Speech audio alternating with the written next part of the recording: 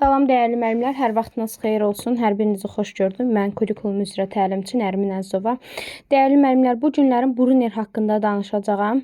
Bu il əlavə edilmiş nəzəriyyədir, yəni təzə mövzulardandır. Bruner koqnitiv öyrənmə və tədqiqat əsaslı öyrənmə nəzəriyyəsini yazıb. Bəli, 2 dənə nəzəriyyə oxuyacağıq biz bu dərsdə. Deməli, Bruner nəzəriyyəsində siz zehni inkişaf nəzəriyyəsi görəcəksiniz, Vygotsky nəzəriyyəsi görəcəksiniz. Yəni, bir çox nəzəriyyələri görəcəksiniz və onu ayırd etmək mütləqdir.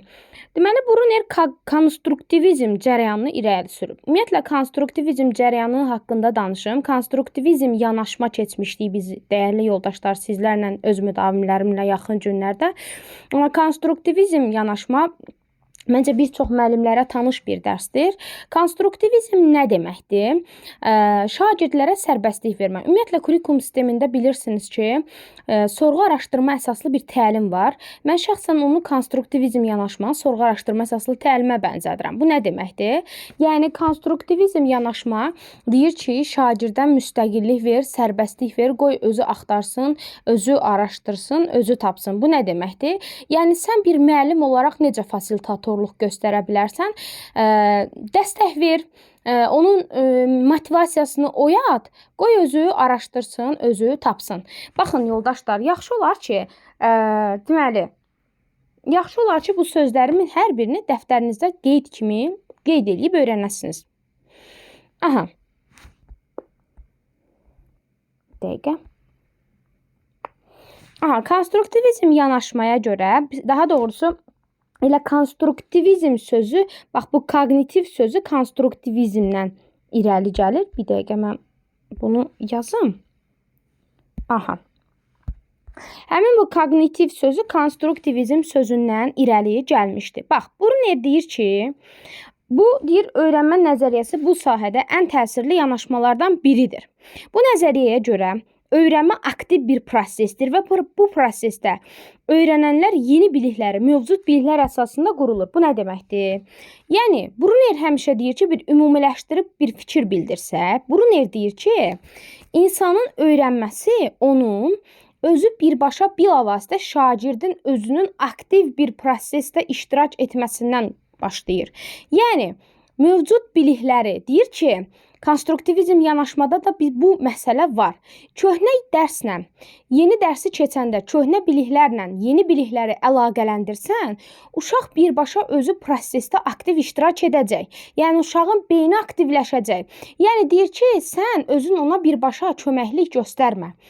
Sadəcə olaraq konstruktivizmə görə müstəqillik yarat, motivasiyasını oyat, burax özü uşaq, özü araşdırsın, özü tapsın, özü təcrübə qazansın, yeni bilikləri özü toplasın. Sadəcə sən burada fasilitator kimi necə ola bilərsən, özün şərait yarat ki, özü öyrənsin. Bax, budur.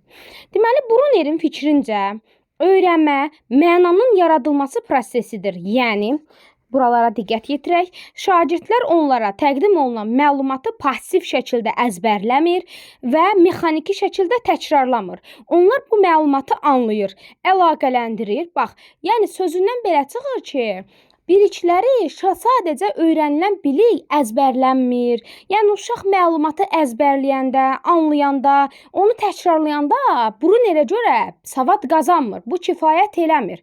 Brunerin fikrincə, uşaq özü yeni biliyin özü mənalandırmalıdır. Yəni, iş zamanı verilən tapşırığı özü tamamilə sərbəst icra etməlidir. Özü əlaqələndirməlidir, özü tapmalıdır. Öyrəndiyi şeyi özü mənalandırmalıdır. Özü bilik öyrənməklə yanaşı təcrübələr qazanmalıdır. Yəni, prosesin birbaşa iştirakçısı kəndi, türklər demiş, özü olmalıdır da. Yəni, bilavasitə uşaq özü kəndi olmalıdır, özü olmalıdır. Bax, bunu deyir. Və bu zaman uşağın strukturu, zehni inkişaf eləmiş olacaq. Bu proses zamanı şagird aktiv düşünür, sual verir, fərqli yollar sınır və özü nəticəsinə gəlir. Bu nə deməkdir? Yəni, öyrənmə zamanı uşağın qarşısına bir çətinlik çıxanda, uşaq özü aktiv düşünməlidir, özü öz öyrənməsinə suallar verməlidir, özü fərqli yollar axtarmalıdır və özü öz nəticəsinə gəlməlidir. Bruner öncə öyrənmə sadəcə bilik toplamaq deyil. problem həll etməyi. Bax, Brunerin fikrincə problem sadəcə, yəni uşaq bilik toplamaq kifayət eləmir də. Problemi özü araşdırmalıdır, özü tapmalıdır, məntiqi özü düşünməlidir. Yeni situasiyalarda əldə etdiyi bilikləri tətbiq etməyi öyrənməlidir.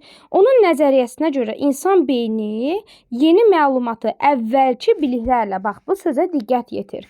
Əvvəlki biliklərlə əlaqələndirəndə mənalandırır. Yəni uşaq öz öyrənməsini necə mənalandırır? Yeni biliklər öyrənəndə köhnə biliklərlə əlaqə yaradanda uşaq öyrəndiyi bir şeyi mənalandırır. Yəni öyrənmə prosesində əvvəlki təcrübə çox mühüm rol oynayır. Yəni şagird yeni nəsə öyrənəcəksə, yeni bir tapşırığı icra edəcəksə, köhnə dərsə əlaqələndirib, köhnə təcrübələrini əlaqələndirib, yeni təcrübəyə başlamalıdır. Aha. Müəllim burada sadəcə bilik ötürən deyil, bələdçi və istiqamətverici rolunda çıxış edir. Yəni burada müəllim bələdçi və yəni təkcə müəllimin rolu bilik ötürmək deyil. Müəllim burada bələdçidir. Yəni yol göstərəndir, fasilitatordur, istiqamət verəndir. O şagirdin öyrənmə prosesinə dəstək olur. Necə dəstək ola bilər? Suallar vasitəsilə düşünməyə şərait yarada bilər, araşdırmağa şərait yaradar, şagirdin özünün nəticə çıxarmağına yönəldə bilər. Bruner hesab edir ki, uşaqlar ətrafdakı dünya ilə aktiv təcrübə vasitəsilə bilik və mənanı özləri qururlar. Bax, o mədəniyyətin, bu sözlər sizə hardan tanış gəlir? Dilin inkişafında vacib rolu vurğulayırdı. Əlbəttə ki, Vygotsky nə deyirdi? Sosial inkişaf nəzəriyyəsi inteqrasiya eləyək. Deyirdi ki, şagird ətrafla sosiallaşanda, ünsiyyət quranda dil vasitəsilə öyrənir. Və Bruner deyir ki, uşaq ətraf Vygotskyni təsdiqləyir və Bruner deyir ki, öyrənmədə dilin rolu böyükdür. Amma Bruner deyir ki, bəli, Vygotskyni dəstəkləyirəm. Vygotsky ilə o razılaşırdı ki, uşağın ətraf mühitdən aldığı məlumatla onun cavab arasında vacib bir vasitə rolunu oynayır və bu vasitə sosial qarşılıqlı əlaqə və mənanın qurulması yolu ilə öyrənmə və koqnitiv inkişaf mümkün edir. Yəni bu nə deməkdir? Hər iki psixoloq dili yalnız ünsiyyət, bax, bura bax. Bəzən müdavimlər deyir ki, müəllim, siz bizə elə kitabdan oxuyursunuz, nümunə çəkmirsiniz. Yəni, Vygotsky deyir ki, indi bax, nümunə çəkirəm. Vygotsky deyir ki, ünsiyyət zamanı uşağın dili də inkişaf eləyir. Bunu təsdiqləyir də. Amma Bruner deyir ki, təsdiqləyir ki, təkcə ünsiyyət, dil uşağın ünsiyyət dil bacarıqlarını inkişaf elətdirmir. Eyni zamanda yüksək səviyyəli düşüncəyə də inkişaf yaradır. Yəni uşaq ətrafla, bax, Vygotsky deyir ki, təsdiqləyir Bruner Vygotskyni. Amma Bruner deyir ki, Vygotsky vurğulayır ki, uşaq ətrafla ünsiyyətə girəndə onun dili inkişaf eləyir. Amma Bruner deyir ki, bəli, mən Vygotsky'dən razıyam. Amma Bruner deyir ki, tək uşağın dili ünsiyyəti inkişaf eləmir. Uşaq ətrafla sosiallaşana, yəni bir sözlə dünya görüşü artır da, belə deyək yoldaşlar. Dünya görüşü inkişaf eləyir. Bir sözlə şagird ətraf mühitdən əlaqəyə girəndə yalnız Vygotsky'dəki kimi onun dili inkişaf eləmir. O ətrafda sosiallaşır, dünya görüşü artır, ünsiyyət bacarıqları ilə yanaşı uşağın zehni də inkişaf eləyir. Yəni belə deyək də yüksək səviyyəli bir düşüncəyə sahib olur. Yəni biz deyirik, insanla ətrafla qaynayıb qarışanda bizim dünya görüşümüz artır, düşüncələrimiz dəyişir. Və Bruner bunu təsdiqləyir və Bruner deyir ki, həmçinin də bu proses uşağın özünün öyrənməsinə də şərait yaradır. Bəli, bax bu sözə diqqət yetirək. Bax, Piagetdən fərqli olaraq Bruner bu mərhələlərin mütləq yaşla bağlı və dəyişməz olduğunu düşünmürdü. İnkarlayır, X qoyaq buna. Bu nə deməkdir? Yəni Bruner deyir ki, üzr istəyirəm, Piaget yadınıza gəlir, 4 dənə inkişaf mərhələləri var idi. Xatırlayaq. Birinci mərhələ hissi hərəki, ilkin əməli, konkret əməli, formal əməli. Bruner, Piaget deyirdi ki, uşaqlara tapşırıq verəndə bu mərhələləri nəzərə almalısan. Çünki hissə hərəki mərhələdə olan uşaq necə bir uşaq? Körpəlik dövrüdür. Piaget deyirdi ki, sən körpə yaşda uşağa çətin tapşırıq öyrədə bilmərsən. Konkret əməl necə idi? Orada yavaş-yavaş məntiq inkişaf eləyirdi. Yüksək səviyyəli inkişaf yox idi. Piaget deyir ki, verilən tapşırıqları bu mərhələlərə görə bölüb verməlisən ki, səviyyə baxımından, çətinlik baxımından, məsəl üçün, yüksək çətin tipli tapşırığı, məsəl üçün, üçün ilkin əməlində, konkret əməlində olan uşaq bunu bacara bilməz. Amma Bruner deyir ki, əksinə Piaget ilə razılaşmır. O deyir ki, xeyr, sən səhvsən. Niyə? Çünki deyir ki, uşağa istənilən yaşda istənilən təcrübəni qazandıra bilərsən. Bəli, bəli. Piaget bunu dəstəkləmirdi. Piaget deyirdi ki, yox, hər yaşın öz çətinliyi var. Amma Bruner deyir ki, yox, sən səhvsən. Hər yaşda uşağa hər çətin səviyyəli tapşırığı öyrədə bilərsən. Baxır onu sənin necə öyrətməyinə. Bəli, bu sözü yaz ora. Deyir, baxır sənin necə öyrətməyinə. Yəni deyir ki, uşağa körpə yaşdan çətin şey öyrədə bilərsən. Nətər? Sənin verdiyin tapşırığa, sənin onunla necə öyrətməyindən asılıdır. Amma Piaget deyir ki, yox, dünya aləm dağılsa da sən ona çətin tapşırıq öyrədə bilmərsən. Niyə? Çünki hər mərhələnin öz çətinliyi var. Amma Bruner deyir ki, yox, səhvsən. Razılaşmır Piaget ilə. Hər səviyyənin hər uşağa 1 yaşda belə sən rəqəm öyrədə bilərsən. Amma baxır, ibtidai sinifdə uşağa vurma çıxmanı, kəsiri, toplamanı, hətta fizikanın cazibə qüvvəsini belə öyrədə bilərsən. Amma baxır, sən ona tapşırığı necə yollarla çatdırmağına. Bəli, bu sözü yaz ora. Bəli. Deyir ki, Piagetdən fərqli olaraq Bruner bu mərhələlərin mütləq yaşla, Piaget yaşla bağlı olduğunu deyir və dəyişməz olduğunu vurğulayır ki, bütün mərhələlərin öz çətinlik səviyyəsi var. Bu dəyişmir. Amma Bruner bunu əksin deyir. Piaget hesab edirdi ki, uşaq mövzunu öyrənmək üçün əvvəlcə həmin mövzuya uyğun idrak mərhələsinə çatmalıdır. Yəni deyir ki, uşağa Piaget deyir, baxı, çətin mövzunu öyrədəndə birinci uşaq o mərhələyə çatmalıdır ki, sən ona idrak baxımından çətin tapşırıqlarda öyrədə biləsən. Amma Bruner əksinə müdafiə edirdi. Məzmun uşağın düşüncə səviyyəsinə uyğun formada təqdim olunarsa, bax, bu sözə bax.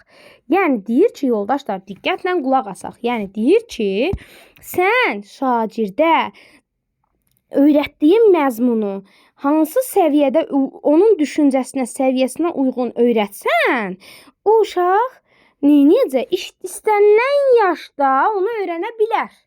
Amma Piaget deyir ki, öyrədə bilmərsən, qardaş. Öyrədə bilmərsən. Niyə? Çünki uşaq o müəyyən səviyyə yaşa gəlməlidir ki, sən onu tapşırığı öyrədə bilərsən. Piaget bunu demir. Piaget belə deyirdi. Amma Bruner deyir, sən səhvsən. Əksinə, öyrədə bilərsən. İbtidai sinifdə uşağa cazibə qüvvəsini öyrədə bilərsən ki, halbuki cazibə qüvvəsini biz yuxarı siniflərdə öyrədirik. Məsəl üçün, biologiya dərsində şagirdlərə qan dövranının artması, ürək döyüntülərinin necə artmasını biz yuxarı siniflərdə öyrəniriksə, amma Bruner deyir ki, yox, sən səhvsən. İbtidai sinifdə də bunu uşaqlara təbiət dərsində 5-ci, 6-cı sinifdə öyrədə bilərsən. Bəli. Normalda məsəl üçün insanın uşaq bədəninin formalaşması, düzdürmü? Bu böyük yuxarı 10-cu, 9-cu siniflərdə, indi biologiyadan bilənlər varsa, səhvin varsa düzəltsin. Yuxarı siniflərdə keçirilir, amma Bruner deyir, sən səhvsən. Uşaq o yaşa çatmadan da o səviyyə yiyələnə bilər. O tapşırıqlarını seçə bilər, keçə bilərsən. Məsəl üçün, müxtəsər vurma düsturunu uşaqlara biz böyük siniflərdən keçirik də, düzdürmü?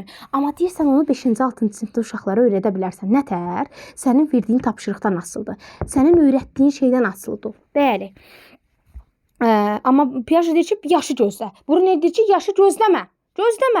Əksinə, bax, bu sözü yaz ora. Bruner deyir ki, uşağın müəyyən yaşa çatmadan sən ona o biliyi, bacarığı aşılaya bilərsən və uşaq o yaşada gələndə artıq o şeylərdən məlumatlı olacaq və yeni məlumatları rahatlıqla öyrənəcək. Bəli, Bruner bunu deyirdi. Yaz bunu ora.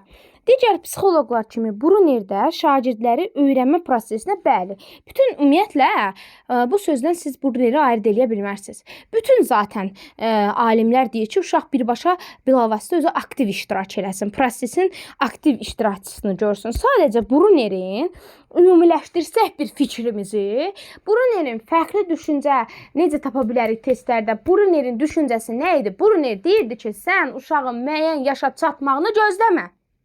Sən uşağa çətin tapşırıqları aşağı siniflərdən öyrət. Amma necə?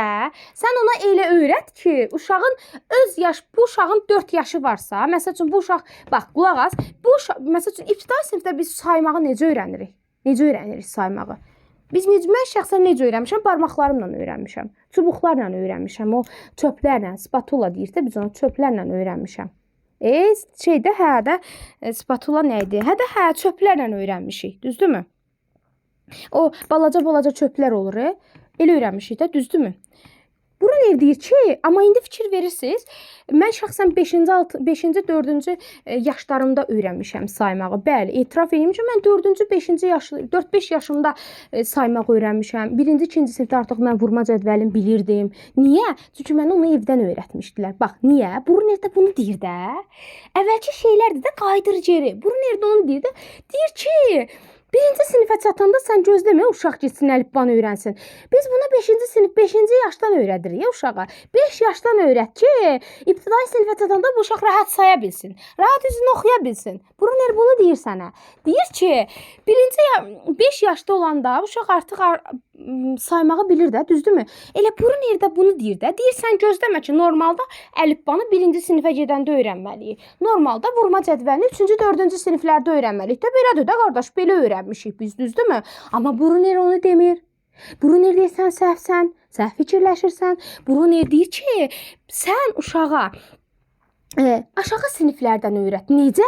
Sən uşağa deyə bilmərsən, 5 yaşlı bir uşağa deyə bilmərsən, 5 vur 5 neçə eləyir? 5-in üstə gəl 5 neçə eləyir? Öyrədə bilmərsən. Necə saymağı öyrədirsən? Onun səviyyəsinə uyğun rəngli çöplərdən istifadə edə bilərsən. Bəli. Rəngli şəkilli əlifba kitabından istifadə edə bilərsən ki, biz bunu bilirik.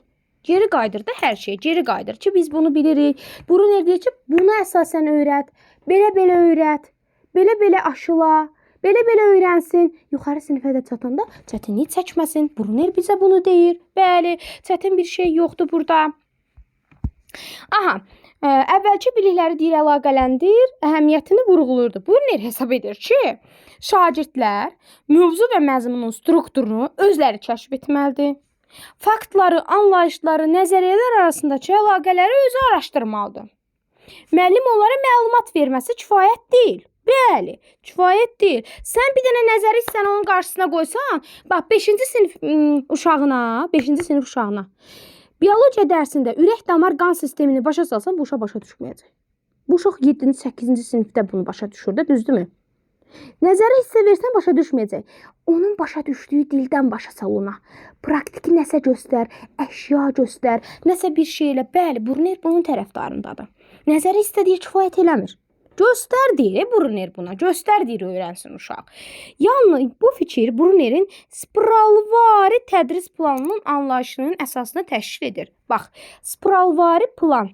Soruşsam ki sizdən Brunner hansı planın anlayışını təşkil edirdi? Spiralvari planın tədris. Brunner spiralvari tədris planını irəli sürüb. Yəni eyni mövzunu, bax deyir ki, spiralvari plan şagirdlərin eyni mövzuları bir-birini neçə dəfə, hər dəfə yüksək səviyyədə və abstrakt düşüncə ilə öyrənməsini təmin edir. Bax, bu nə deməkdir? Deməli, deyir ki, daha yüksək səviyyədə və abstrakt düşüncələr. Bu abstrakt temasını başa salacağam sizə. Abstrakt təfəkkür keçmişik biz sizlərlə və məlumatı olan müdavimlər, müəllimlər bilir ki, abstrakt düşüncə bilməyənlər bilsin. Abstrakt düşüncə nə deməkdir? Abstrakt düşüncə gözlə görülməyən mücərrəd anlayışları təsəvvür eləməkdir. Bəli, abstrakt təmin edir. Bu yanaşma əsas anlayışların möhkəmlənməsinə və zamanla daha mürəkkəb konseptlər çevrilməsinə kömək edir. Bax.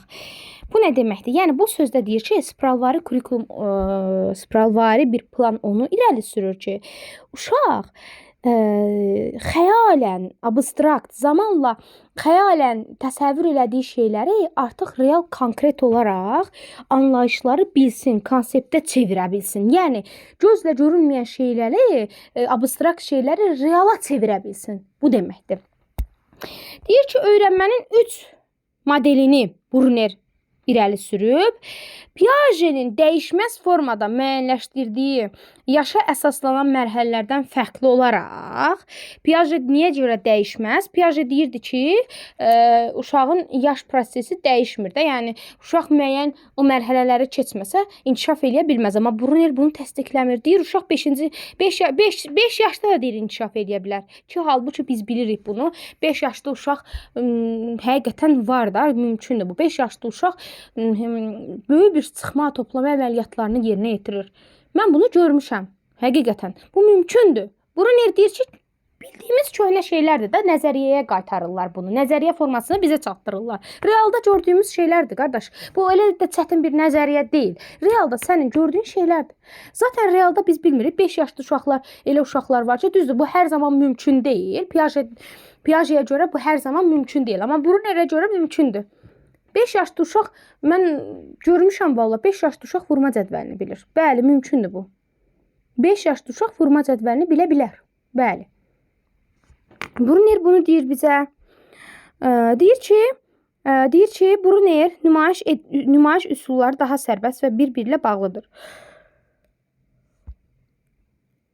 Deyir ki, onlar dəqiq ardıcıllıq izləmədən bir-birini dəstəkləyərək eyni zamanda istifadə oluna bilər. Bax, uşaqların kognitiv inkişafı ilə bağlı, kognitiv nədir? Yəni idrakının inkişafı ilə bağlı araşdırmalarında Jerome Bruner 3 model üsulu təklif edir. Hansı modeldir? Soruşa bilərəm bunu müdavimlər sizlərdən.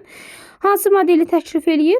Hər iki model hərəkət əsaslanır. İzah eləyəcəm, narahat olmayın, çox rahatdır.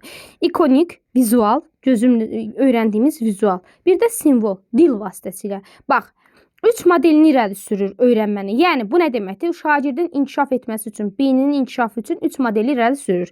Hərəki model, hərəkətlərlə göstərmək, vizual model, vizual göstərmək, dil vasitəsilə, simvolik model, dil. Hərəkət, hərəki, ikonik, vizual, simvol, dil. Düzdürmü? Aha. Bunu vurğuluyurdu bizə Bruner. İndi gəlin görək bu nə deməkdir? Şəkillərdən də baxa bilərsiniz. Bax, özünüz də göz yaddaşınızdan baxın. Aha. Dəqiqə.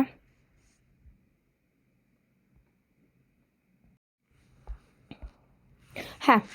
Deməli, hərəki nədir? Hamısını bir-bir izah eləyəcəm. Burada qarışıqlıq olmasın, narahat olmayın. İzah edib yekunlaşdıracağıq bu hissələri. Yəni ki, qaranlıq qalmayacaq. Bax, hərəki nədir? Hərəkət əsaslı. Çox rahat. Deməli, üsulda bilik əsasən hərəkət reaksiyaları şəklində mənimsənilir. Yəni, bu nə deməkdir? Yəni, sən deyir ki, Bruner deyir ki, hərəkət etdirərək hərəkət reaksiyaları şəklində mənimsətdir. Bu üsul həyatın ilk ilində istifadə olunur ki, bunu Piaget'in mərhələsi ilə uyğun gətirə bilərik. Hansıdır? Hissi hərəki mərhələ ilə bağlıdır. Uşaq hərəkətlərlə öyrənirdi. Biz bunu xatırlayaq. Bu mərhələdə uşağın öyrənməsi əsasən fiziki hərəkət və motor reaksiyaları vasitəsilə baş verir. Deməli, bir dəqiqə. Deməli, bu mərhələdə uşaqlar nə ilə öyrənir? Hərəkətlər vasitəsilə. Körpələr hələ simvolik düşüncə və vizual təmsillərdən istifadə edə bilmirlər. Yəni, deyir ki, Bruner deyir ki, indi deyəsiniz ki, müəllim, bu çox belə klassik qalır da, çox belə mənasız qalır, gülüncdür. Necə bir körpə uşaq necə öyrənə bilər? Gəlin görək, Bruner deyir, nətər öyrənəcək? Bax, burada onun nümunəsini də çəkib. Körpələr hələ simvolik düşüncə və vizual təmsillərdən istifadə edir. Yəni, sözündən belə çıxır ki, simvolik nə idi? Bayaqlarında baxdıq, vizual, görürsünüz? Vizual vasitəsilə. Deyir ki, bax, fikir verirsiniz, hərəkətə baxın. Bax, körpə uşaqdır, görün, neyinir? Buca görür, buca dil vasitəsindən izah eləyir. Bax, deyir ki, hələ vizuala çatmır da, bu uşaq öyrənə bilməz vizual şəklində. Bu uşaq hələ dünyanı əlləri ilə, ayaqları ilə, hərəkətləri ilə kəşf edə bilir. Məsələn, körpə səsli oyuncağı, bax, silkələmə, hərəkətini təkrarlayaraq yadda saxlayır. Bax, gör nə deyir? Deyir ki, körpə oyuncağı silkələmə hərəkəti ilə təkrarlayır. Bax, adi balaca uşaqlara bir kukla səsi, məsəl üçün, sirkələyir uşaq, o qədər elə əşyalar var ki, sirkələyir, yadında elə saxlayır. Uca sən onu sirkələyəndə ağlayır, onu istəyir geri. Çünki niyə? Niyə çünki? Çünki o necə öyrənib onu? Onun səsini nətər yadında saxlayıb? Silkələyərək yadında saxlayıb. Bax, niyə ağlayır, niyə geri istəyir? Səsi yadında saxlamasa həmin əşyanı geri istəyər? Yox. Deməli, burada nə baş verir? Hərəkətlərlə öyrənir də uşaq. Hərəkətlərlə öyrənir. Hər təkrarlayaraq yadda saxlayır. Bu öyrəndiyi hərəkəti gələcəkdə digər bacarıqları yerinə yetirmək üçün əsas rol oynayır. Məsələn, fən üzrə nümunə, riyaziyyat fənni üzrə. Natural ədədlər və sayma, ədədlər və ədədlər oxu, perimetr çevrə. Bax, şagirdlər sinifdəki əşyaları, qələmlər, kubiklər, daşlar fiziki olaraq sayır. Bax. Nə çətin işdir müəllimlər? Deyir ha. Şeydir də, biz uşağa adi saymanı öyrədəndə nətər öyrədirik uşağa? Qoyuruq qələmlərə, deyirik, ay bala say. 10 dənə qələm var, sayır uşaq. 2 qələmi çıxart. Yerdə neçəsi qalır? Sayır təzədən 1, 2, 3, 8 qələm qaldı. Ay müəllim, düzdürmü? Bax bu nədir? Saymayla, əşyaları saymaqla hərəkət var da burada. Gözlə görmür ki bunu. Hərəkət vasitəsilə öyrədirsən. Yəni Bruner deyir ki, aşağı yaşda belə sən bayaq nümunə çəkdin. 5 yaşlı uşağa necə çəkdim nümunəni? 5 yaşlı uşaq necə öyrənir? Hərəkət say vasitəsilə, çubuqlar vasitəsilə. Oldu sənə çubuq. Ədədlər oxu. Müəllim döşəməyə ədədləri xətti çəkir. Ədədlər xətti çəkir. Şagirdlər özləri 2 addım irəli, üstəgələ 2, 1 addım geri, bir hərəkət toplama çıxmanı öyrədir. Döşəməyə ədəd xətt çəkir. Uşaq sayır. 2 addım geri getdisə üstə gəldik, say çoxaldı. 1 addım geri getdiksə say azaldı. Çıxdıq deməli. Belə vasitəsilə öyrətdir. Perimetr çevrə. Şagirdlər ip vasitəsilə masanın deyir, nə deyir burada? Deyir, ver ipi uşaqların əlinə. Ver uşaqların əlinə ipi. Masanın ətrafını hərəkət eləyərək ölçsünlər. Bir-birlərindən tutsunlar, ip vasitəsilə ölçsünlər. Ver ip əlinə uşağın. Qoy masanın ətrafını ölçsün. Nə baş verir burada? Hərəkət. Oldu sənə hərəkət. İndi testdə düşsə ki, bu modelləri necə fərqləndirəcəyik? Birinci hərəkət modeldir. Uşaq yaşdan başlayır. Hərəkət modeli neçə yaşdan başlayırdı? Bax, testdə düşə bilər ha. Uşaq yaşdan. Uşaq yaşlardan şagirdlərə, yəni deyir ki, uşaq vizual görməklə öyrənə bilmir də. Bu ilk mərhələdir. İlk hərəkət mərhələsidir. Yəni ilk uşaqlıq mərhələsi ilə əlaqəlidir. Hərəkət mərhələ. Vizual, ikonik əsaslı model nədir? Bu üsulda şagirdlər yeni anlayışlar, vizual vasitələrdən istifadə etməklə, yəni görməklə, şəkilmi, videomu öyrənirlər. Şagird bir mövzunu öyrənərkən şəkil, diaqram, model vasitəsilə daha yaxşı başa düşə bilir. Eyni zamanda eşitmə, toxunma və digər hisslərlə alınan təcrübələr də bax, bu ikonik yaddaşa inteqrasiya olunur. Deyir ki, burada vizual yoxdur. Nə var burada? Eşitmə, toxunma. Eşitmə, toxunmanı da bura nümunə çəkirik. Yəni vizual təkcə görməyə aiddir. Eşitmə, toxunma bu nə deməkdir? Məsəl üçün uşaq video göstərsən həm vizual, həm də onu eşidərək orada eşitdiyi şeyləri öyrənə bilir. Bu da ikonik modelə aiddir. Toxunmaq vasitəsilə. Toxunma nədir? Kinestetik. Bununla da öyrənə bilər. İndi deyəsiniz ki, müəllim, niyə kinestetik hərəkətə aid olmadı? Çünki kinestetik hərəkətə aid edə bilmərik. Burada sırf ilk uşaqlıq yaşlardan başlayır. Uşaqlıq yaşlarda öyrənmədən başlayır. Deyir ki, məsələn, uşaq heyvanları öyrədərkən, deyir ha, ay müəllimlər, uşaqlara heyvanlar öyrətmirsiniz. Şəkilləri qoymursunuz qarşısına. Bu nədir ay uşaq? Tülkü, bu nədir canavar, bu nədir fil, bu nədir, nə bilim, meyvə, bu nədir banan, bu nədir alma, nə bilim, öyrətmirsən.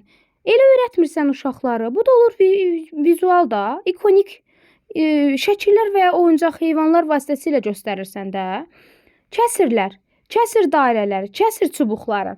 Allah sənə pizza şəkilləri ilə kəsirləri, dairələri, kimi kəsirlər, şəkillər üzərində müqayisə eləmək olar. Məsələn, eyni dairədə fərqli rənglərlə boyanmış hissələri göstərmək olar. Rəng vasitəsilə, dairədə rəngi, adi bir prizma, bir həndəsi fiqur öyrədirsən şəkillərlə. Bu üçbucaqdır və ya adi bir rəqəmi öyrədirsən. 2 rəqəmini qırmızı rəngli bir plakatla öyrədirsən. Oldu sənə nə? Vizual.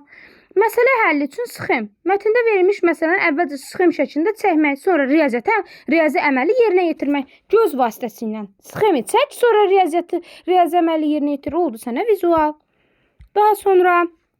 Daha sonra nə gəlir? Simvolik, dil əsaslı. Simvolik nədir? Dil vasitəsilə. Bax, bunlar bir-birinin ardınca gəlir. Nədir? Çünki birinci hərəkət vasitəsilə öyrədirsən, sonra ikonik vasitəsilə, şəkillərlə, dil ən yüksək. Bax, bir o var, şəkildən göstərəsən, hərəkətdən göstərəsən. Bu çətin öyrənən uşaqlar, çətin yox, yəni aşağı sinif uşaqlar üçündə. Amma bir o var, dil vasitəsilə sənin dilini kim başa düşəcək? Böyük, yəni belə deyək də uşaqlar, yəni tam inkişaf eləmiş uşaqlar. Yəni bu sənin artıq daha çətin tip tapşırıqda. Bir o var, dil daha çətindir. Dillə izah eləmək daha çətindir, amma şəkillə göstərmək o aşağı sinif uşaqlarının rahatdır. Simvolik dil, riyazi simvollar və ya simvolik formada deyir ki, təmsil, model, biliyə əsasən dil, riyazi simvollar vasitəsilə yadda salınır. Simvollar abstrakt düşüncə. Bax, bayaq demişdim sənə abstrakt düşüncə. Abstrakt düşüncə nə idi? Daha burada uşaq gözlə görülməyən, əllə toxunulmayan şeyləri təsəvvür eləyir. Fəza, cismin qüvvəsi, cisim. Uşaq bilmir axı cisim nədir, düzdürmü? Bunu mən simvolik modeldə, ikonik modeldə, hərəkət modeldə başa sala bilməyəcəkdim. Nəsə bir hərəkət olmalıdır. Başa sala bilərəm. Bu nerdir başa sala bilərsən? Hərəkətlə, şəkillə, amma burada artıq dil var. Dil vasitəsilə burada artıq uşaq çox inkişaf edib də. Burada artıq dillə sən bu artıq yüksək səviyyəli uşaqlara uyğun gəlir ki, bu artıq dil vasitəsilə sən onu öyrədə bilərsən. Brunner deyir ki, hər yaşda öyrədə bilərsən.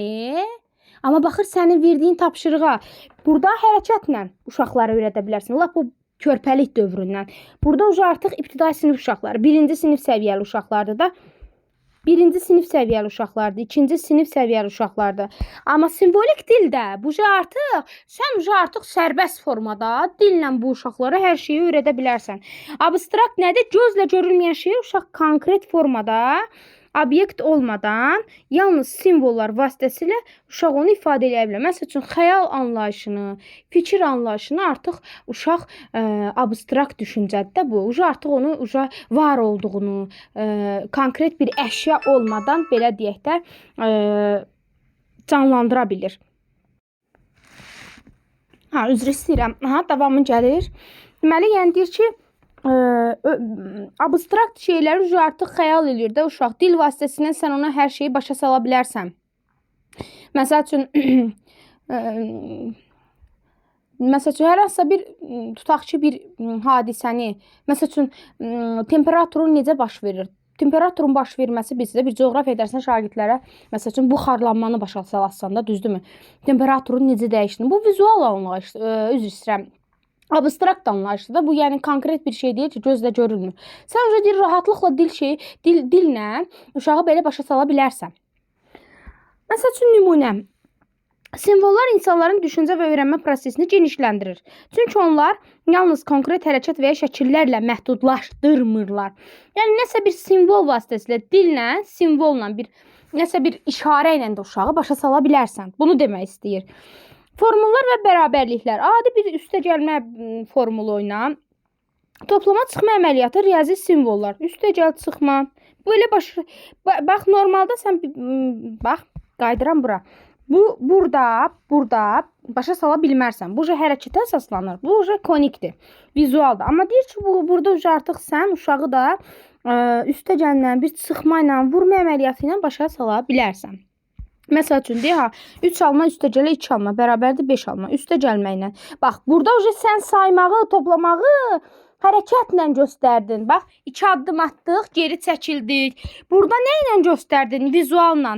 Burada artıq sxemlə, şəkillə göstərdin ki, məsəl üçün, adi bir heyvanları şəkil vasitəsilə başa saldın. Amma burada rahatlıqla deyir ki, belə öyrədə bilərsən artıq. Vurma, toplama, simvollar vasitəsilə. Yəni, bunun da dili ilə də deyir, başa sala bilərsən. Burada deyir, əsas məqam odur ki, Brunner üçün yaş çərçivələri uşağın inkişaf mərhələsini sərt şəkildə məhdudlaşdıran qaydalar deyil, sadəcə uşağın hazırki inkişaf səviyyəsinə əsaslanaraq hansı təmsil üsulunun daha əlverişli olduğunu göstərən təxminlərdir. Yəni, deyir ki, Piaget'dəki kimi Brunner yaşa fikir vermir. Sadəcə olaraq uşağın səviyyəsinə uyğun, yaş səviyyəsinə uyğun ona əsasən sən öyrədə bilərsən hər şeyi. Sadəcə burada əsas məsələ sənin ona öyrədəcəyin şeyi hansı üsullarla başa salmağındır. Bayaqlarım sizə göstərdiyim kimi. Bu yanaşma müəllimlərə öyrənmə prosesini daha elastik və fərdiləşdirilmiş şəkildə qurmaq imkanı verir. Məsələn, 5 yaşlı uşaq əsasən ikonik vizual üsullardan faydalana bilər. Şəkillər vasitəsilə, lakin eyni zamanda Hərəkət əsaslı təmsil. Mən sizə deyim, mən 5 yaşlı uşaqlar da hazırlaşdırmışam. Düz indi hazırlaşdırmasam da, amma son bir ildə buraxmışam, amma hazırlaşdırırdım. Xeyli bir uşaqlarım var idi. Bəli, 5 yaşlı ibtidai sinifə yalan deyərəm, amma 5 yaşlı uşaqları hazırlaşdırırdım. Və uzun müddət həqiqətən də məşğul olmuşam o işlə. 5 yaşlı uşaqları belə deyək də necə öyrədirdim? Mən onlara saymağı, yəni bunu biz öz övladlarımıza da eləyirik də, düzdürmü? Mən onlara uzun müddət həqiqətən çox belə deyək də çox təcrübə qazanmışam orada da həqiqətən. Yəni sən ora uşağa dillə heç nəyi başa sala bilmərsən. Və dünya aləm dağılsa da, sən uşağa dillə o yaşda uşağa heç nəyi başa sala, onun vəbşi sən diqqətini cəlb eləyə bilmərsən. Ona ancaq şəkil, ona ancaq əyləncə lazımdır, göstərmək lazımdır. Mən 5 yaşlı uşaqlara artıq fəza fiqurlarını da öyrətmişdim. Nətər? Şəkillərlə, rəngli plakatlarla göstərirdim. Bu budur, bu budur, bu belədir, belədir. Artıq uşaq hamısını bilirdi. Yəni 5 yaşlı uşağa göstərərək öyrədə bilərsən. Lakin eyni zamanda hərəkət əsaslı təmsil üsullarını da uğurlu istifadə edə bilər. Bəli, hərəkətlərlə 5 yaşlı uşağa hərəkət, vizualla sən ona dillə neynəsən də heç nəyə başa sala bilmərsən. Normalda fəza fiqurunu uşaq ibtidai sinifdə öyrədir, amma mən onu öyrənmişdim, amma mən onlara həqiqətən deyirəm, 5 yaşda da öyrətmişdim uşaqlara. Uşaq həqiqətən bütün heyvanları tanıyırdı, əlifbanın bütün hərflərini bilirdi, bütün uşaqlara öyrətmişdim bunu. Mən onu dillə öyrədim. Sən 100 dəfə lövhəyə yaz. A hərfidir bu, ay bala. A, xeyri yoxdur. Deyir ki, öyrədə bilmərsən. Öyrədə bilmərsən. Həqiqətən bunun təcrübəsini görmüşəm. Vallah da, billah da görmüşəm. Sadəcə olaraq sən ona şəkil, plakat, əylənəcək, rəngli bir şey göstər. Hətta oyun oynayaraq da göstərə bilərsən. Hərəkət vasitəsilə. Bu öyrənməsini daha zəngin və mənalı edir. Çünki uşaq həm vizual təsvirlər, həm də fiziki hərəkət vasitəsilə məlumatı daha yaxşı başa düşür və yadda saxlayır. Müəllim bu üsulları sintez etməklə şagirdin marağını, iştirakını artırır. Öyrənməni müxtəlif təcrübə yolları ilə dəstəkləyir. Hər bir uşağın fərdi inkişaf tempinə uyğunlaşdırır. Nəticədə Brunerin yanaşması öyrənməni təkcə bilik ötürmə prosesi kimi deyil, həm də uşağın fəal iştirak etdiyi, fərdi təcrübələrinə əsaslanan bir proses kimi nəzərdən keçirir. Bayaqlarım giriş hissədə sizə dedim ki, yoldaşlar, konstruktivizm yanaşması haqqında danışdım. Hətta bəlkə də bir çoxunuz vurğulamısınız ki, indi ürəyinizdə. Konstruktivizm yanaşmaya deməkdir ki, bu müəllim nə danışır ki? Amma izahların axırına gələndə başa düşəcəksiniz ki, bax mən öz təcrübəsini qazanmağı bunu deyirdim. Yəni sən aç üsulunu, göstər üsullarla qoy özü öyrənsin. Təcrübə belə qazana. Bax, bayaq dedim ki, uşağa şəkillərlə əlifbanın hərflərini öyrətdim. O uşaq 1-ci sinifə gedəndə, o biri siniflərdə uşaq fəza fiqurunun, əlifbanın hərflərini biləcək. Bayaq dedim ki, köhnə dərslə təcrübələrlə əlaqələndir. Uşağın yaddaşına gələcək ki, mən 5 yaşda hazırlığa gedirdim. Müəllim mənə bunları öyrətmişdi, mən bunları bilirəm. Köhnə dərsdən əvvəlki təcrübə ilə əlaqələndirmək. Bruner bunu deyir bizə. Hazırlıq anlayışı var Brunerə görə. Bruner Piaget'in hazırlıq anlayışına tənqidi yanaşır. Bax. Tənqidi yanaşır. Bu adam Piaget'ə tənqidi yanaşır. Amma bir yerdə də bəzən haqq verir. Deyəcəm hardadır o haqq. Belə bir fikir irəli sürürdü ki, məktəblər çox vaxt uşağın müəyyən bir koqnitiv idraki yetkinlik səviyyəsinə çatmasını gözləməkdə öyrənmə prosesini süni şəkildə ləngidir. Yəni bunu deyir ki, məsəl üçün bax dərsliklər var ha, məktəbdə verilən dərsliklər. Bax görürsüz hamısı uşağın yaş səviyyəsinə uyğundur da. 5-ci sinif 5-ci sinif tapşırığını keçir, 6-cı sinif 6-cı sinif, 7-ci 7-ci, 8 9 10 hamısı öz səviyyəsinə uyğun tapşırıqları keçir, düzdürmü? Bruner deyir ki, səhv eləyirlər də, səhv eləyirlər. Deyir, məktəb də Piaget ilə gedir. Niyə? Çünki deyir, gözləyirlər ki, uşaq müəyyən bir yaşa çatsın. Həqiqətən də məntiqlə fikirləşəndə bu düz deyir. Gözləyirlər ki, uşaq müəyyən bir yaşa çatsın. Ondan sonra ona o tapşırığı, o dərsliyi verək. Amma əslindədir, nəticədə uşaq o şeylə ilk dəfə tanış olanda ona çətin gəlir. Küt uşaq baxır, başa düşmür. Həm valideyn əsəbləşir, həm müəllim əsəbləşir, həm də uşaq nəticədə bir nə yaradırsan? Bir başıboş bir uşaq yaradırsan. Bruner onu deyir. Deyir ki, gözləməsin də Aşağı siniflərdən öyrət ki, yuxarı sinifə çatanda uşaq bu haqqda məlumatlı olsun. Deyir, dərsliklər səhv eləyir. Gözləyirlər ki, uşaq müəyyən bir yaşa çatsın, sonra tapşırıqları ona verək. Aydındır? Səhvdir. Hətta ibtidai sinifdə belə uşağa layihə işi verə bilərsən. Bəli. Amma onun yaş səviyyəsinə uyğun. Deməli, o vurğulayırdı ki, uşaqların düşünmə qabiliyyətini onların yaşına görə məhdudlaşdırmamalıdır. Yəni biz uşağın yaşına görə tapşırıqları məhdudlaşdırmamalıyıq ki, biz gözləməliyik ki, bu uşaq bu yaşa çatsın, ondan sonra ona tapşırıq verək. Ki, eybi yox, sən bu yaşda deyilsən, bunu öyrənmə. Ki, elə hərəkətlər, yəni elə səhv yanaşmadayıq da, deyir eləməyin. Deyir ki, çünki müvafiq təqdimatı üçün müvafiq forma və üsul seçdikdə, bax, deyir, müvafiq forma, üsul seçdikdə, məsələn, vizual vasitələrdən, hərəkətlərdən istifadə edəndə, sadə simvollardan istifadə edəndə, uşaq ən mürəkkəb ideyanı belə uşağa sən çatdıra bilərsən. Bəli, ən çətin anlayışı belə çatdıra bilərsən. Sadəcə sənin üsulların fərqli olsun. Bu Brunerin kognitiv yanaşmasının əsas fərqlərindən biridir. O uşaqları pasiv bilik alıcısı deyil, fəal məna quran kimi görür. Məsələn, Piagetə görə kiçik yaşlı uşaq elmi anlayışları, məsəl üçün cazibə qüvvəsini, enerjini başa düşə bilməz. Həqiqətən Piaget deyir ki, adi bir ilkin əməl neçə yaş arası uşaqdır? 2-7 yaş arası uşaq, düzdürmü? Tam ibtidai sinif səviyyəli, yəni 5 yaşda hazırlıq səviyyəsinə uyğun uşaqdır da. Deyir, səhvsən. Piaget deyir ki, bunu gözləməlisən də, uşağa bu çətin tapşırıqları ilkin əməli mərhələdə verə bilmərsən. Amma Bruner deyir ki, xeyr, olar.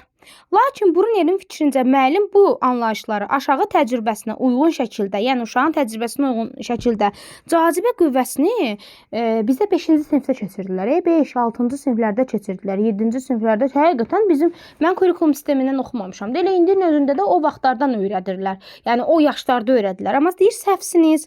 Uşağın o yaşı gözləmə deyir. Gözləməyinə, yəni oturub gözləmə.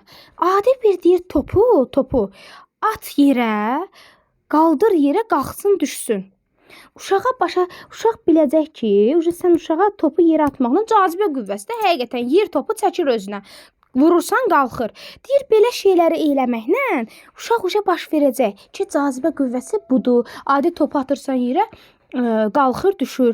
Bax, deyir, bu cazibə qüvvəsidir. Bruner deyir ki, hazırlıq səviyyəsi, sizdən testdə soruşsam ki, hazırlıq anlayışı nə deməkdir? Deyəcəksiniz ki, müəllim, hazırlıq anlayışı söhbət müdavimlərdən gedir də. Elə sizlər də öyrənin ki, yoldaşlar, hazırlıq anlayışı nədir?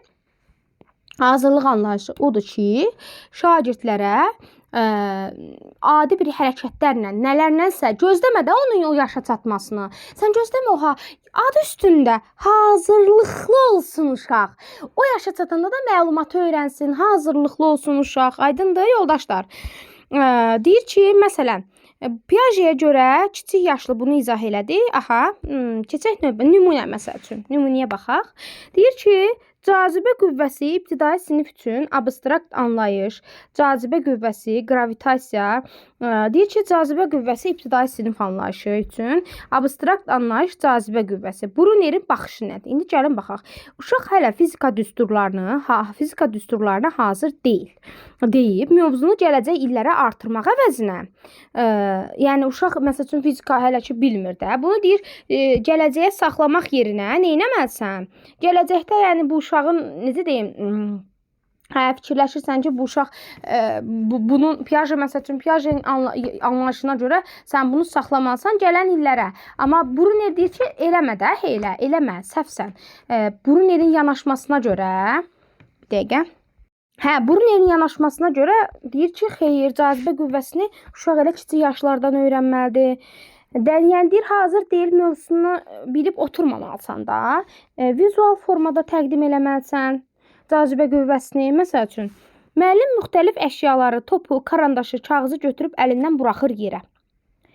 Suallar verir. Bax, sizə dərsin ilk giriş hissəsində demişdim, müəllim yönəldici suallar verməlidir ki, qoy özü öyrənsin. Bax, bu yönəldici sual budur. Bu əşyalara nə oldu?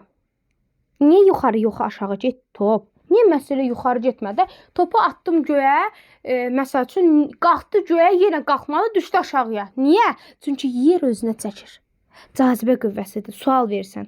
Uşaqlara kiçik qruplarda eyni iş gördürür. Bu bir uşaq yuxarı atır, o biri baxır, üçüncü qeyd eləyir. Bax. Biri atır aşağı, yuxarı. Bir uşaq yuxarı atır, o biri baxır. Mən atıram, sən baxırsan, o birisi də qeyd eləyir. Müəllim yeni sözü təqdim edir. Yer bizi özünə çəkdiyi üçün hər şey aşağı düşür. Bu çəkmə gücünə cazibə qüvvəsi deyirik. Uşaqlara sadə üslubda refleksiya sual verir. Əgər cazibə gücü olmasaydı nə baş verərdi? Cavablar uşaq səviyyəsində olacaq. Bax, cavablar uşağın səviyyəsində olacaq. Amma məqsəd konsepsiyanın nüvəsini formalaşdırmaqdır. Baxaq, ikonik model, gördünüz? Hərəki model, simvolik model.